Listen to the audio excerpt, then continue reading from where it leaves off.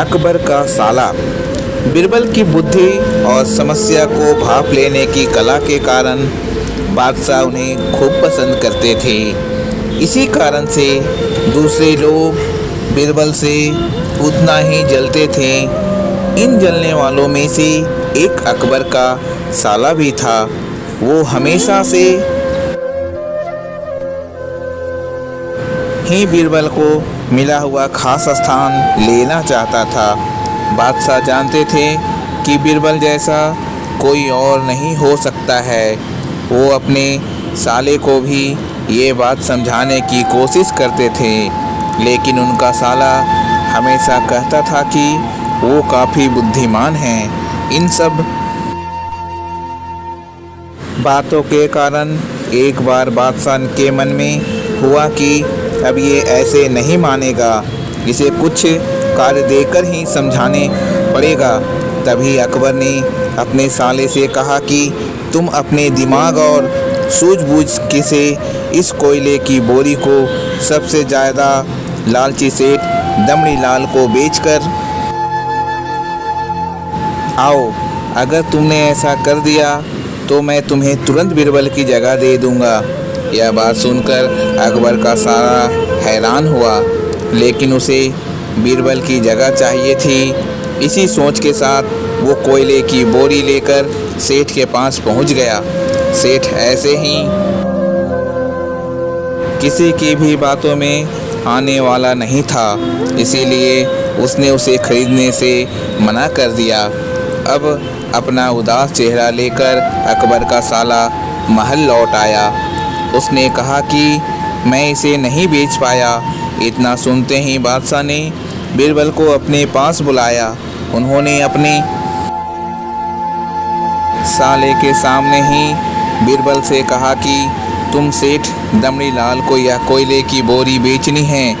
बादशाह का आदेश मिलने पर बीरबल ने कहा कि आप एक बोरी बेचने के लिए कह रहे हैं, मैं उस सेठ को एक कोयले का टुकड़ा ही 10,000 में बेच सकता हूँ। यह बात सुनकर अकबर का साला दंग रह गया। अकबर ने कहा कि ठीक है, तुम एक ही कोयले का टुकड़ा बेच आओ। बादशाह का आदेश मिलते ही एक कोयले का टुकड़ा उठाकर बीरबल वहाँ से चले गए। उन्होंने सबसे पहले एक मलमल के कपड़े का कुर्ता अपने लिए सिलवाया, फिर उसे पहनकर अपने गले में हीरे मोती की मालाएं डाल ली और महंगे दिखने वाले जूते भी पहन लिए। इतना सब करने के बाद बीरबल ने उस कोयले के टुकड़े का सुरमा यानी काजल की तरह बारीक पीसकर एक कांच की डिब्बी में डलवा लिया। इसी भेष में वो महल के मेहमान घर में आ गए। फिर बीरबल ने एक इश्तिहार दिया कि बगदाद में एक जाने माने शेख पहुँचे हैं जो जादुई सुरमा बेचते हैं। सुरमे की खासियत में बीरबल ने लिखवाया कि इसे लगाने वाला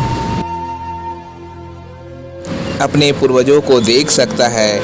यदि पूर्वजों ने कोई धन छुपा कर रखा है तो वो उसका पता भी बता देंगे। इस इश्तिहार के सामने आते ही पूरे नगर में बीरबल के शेख रूप और चमत्कारी सुरमे की ही बात होने लगी।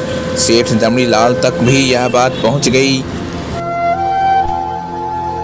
उसके मन में हुआ, जरूर मेरे पूर्वजों ने धन गाड़ रखा होगा, मुझे तुरंत शेख से संपर्क करना चाहिए। इतना सोचकर दमड़ी लाल शेख बने बीरबल के पास पहुंचा। बीरबल ने जानबूझकर उन्हें पहचाना नहीं। शेख ने शेख से कहा कि मुझे सुरमे की डिब्बी चाहिए। शेख ने जवाब दिया, बिल्कुल लीजिए, लेकिन एक डिब्बी की कीमत 10,000 रुपये है। सेठ काफ़ी चालाक था। उसने शेख से कहा कि मैं पहले सुरमा आँखों पर लगाना चाहता हूँ, उसके बाद पूर्वजों के दिखने पर ही मैं 10,000 रुपये दूंगा। शेख बने बीरबल ने कहा कि ठीक है, आपको ऐसा करने की इजाज़त है, बस आपको सुरमे की जांच करने के लिए चौराहे पे चलना होगा। चमत्कारी सुरमे की करिश्मा देखने के लिए वहाँ लोगों की भीड़ लग गई। तब बीरबल बने शेख जोर जोर से कहने लगे कि इस चमत्कारी सुरमे को सेठ जी लगाएंगे। अगर ये सेठ अपने माता पिता की ही औलाद हैं तो इन्हें सुरमा लगाते ही तुरंत पूर्वज नजर आ जाएंगे। पूर्वज नहीं दिखें तो मतलब यह होगा कि वो अपने माता पिता की औलाद नहीं है। असली औलादों को ही यह सुरमा लगाने पे अपने पूर्वज नजर आते हैं। यह सब कहने के बाद शेख ने सेठ के आंखों पर सुरमा लगा दिया और कहा कि आंखें बंद कर लो। सेठ ने आंखें बंद की, लेकिन उन्हें कोई भी नहीं दिखा। अब सेठ के मन में हुआ कि मैंने कह दिया कि मुझे कोई नहीं दिखा तो भारी अपमान हो जाएगा। इज्जत को बनाए रखने के लिए सेठ ने आंख खोली और कहा कि हाँ, मुझे अपने पूर्वज दिख गए। इसके बाद गुस्से में लाल सेठ ने बीरबल के हाथ में 10,000 रुपए थमा दिए। अब खुश होते हुए बीरबल महल चले गए। उन्होंने कहा कि लीजिए बादशाह, एक कोयले के 10,000 रुपए, और सारा किस्सा सुना दिया। यह देखते ही बादशाह का साला मुंह बनाकर महल से चला गया। उसके बाद से उसने कभी भी बीरबल की जगह लेने की बात अकबर से नहीं की।